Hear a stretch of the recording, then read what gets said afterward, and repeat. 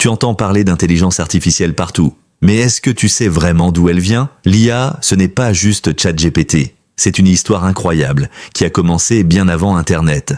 Voici comment on est passé de la science-fiction à une IA qui te répond en temps réel. Tout commence avec la science-fiction. Dans les années 1950, on rêve déjà de robots capables de penser. Des films comme Metropolis ou plus tard 2001, l'Odyssée de l'espace, montrent des machines presque humaines, mais un homme pose la vraie question, Alan Turing. En 1950, il se demande « Une machine peut-elle penser ?» Il crée le test de Turing, une idée clé dans l'histoire de l'intelligence artificielle. C'est la première fois qu'on envisage sérieusement que des machines puissent imiter l'intelligence humaine. En 1956, lors de la conférence de Dartmouth, le terme « intelligence artificielle » est officiellement utilisé. Les chercheurs sont ambitieux, ils veulent créer des machines capables de résoudre des problèmes, de raisonner, de comprendre le monde comme nous. On pense qu'il suffira de quelques décennies pour créer une intelligence équivalente à celle d'un humain. Mais la réalité va s'avérer bien plus compliquée. Les progrès sont lents, les ordinateurs sont encore trop faibles, les programmes trop rigides. Les promesses ne sont pas tenues. Alors, les financements s'arrêtent. C'est ce qu'on appelle l'hiver de l'IA, une période où tout le monde pense que l'intelligence artificielle a échoué. Et cet hiver durera plusieurs années. Mais l'histoire ne s'arrête pas là.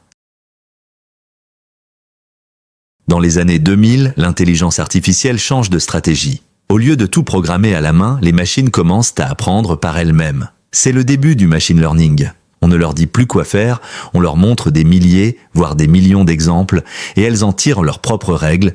Plus il y a de données, plus elles deviennent précises. Et justement, à cette époque, les données explosent. Internet, smartphones, réseaux sociaux, tout génère des données en masse. L'intelligence artificielle commence à progresser. Vite. Puis arrive une nouvelle révolution, le deep learning, des réseaux de neurones artificiels capables d'apprendre comme le cerveau humain. Grâce à ça, l'intelligence artificielle devient capable de reconnaître des visages, traduire des langues, comprendre la voix. C'est ce qui permet aujourd'hui à ton téléphone de te déverrouiller avec ton visage ou à Siri et Alexa de comprendre tes demandes.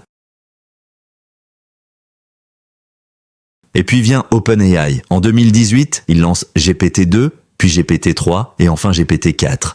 Des modèles capables de comprendre, de générer du texte, de répondre avec logique. En 2022, ChatGPT est lancé au grand public.